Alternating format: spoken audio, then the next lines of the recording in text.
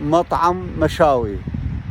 عودناكم كل شيء جديد بمنيابلس راح ننقله لكم في نفس اللحظة.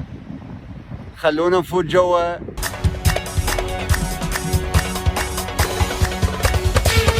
كان عندي غزال كفه محني وعيونه حلوة وعسلية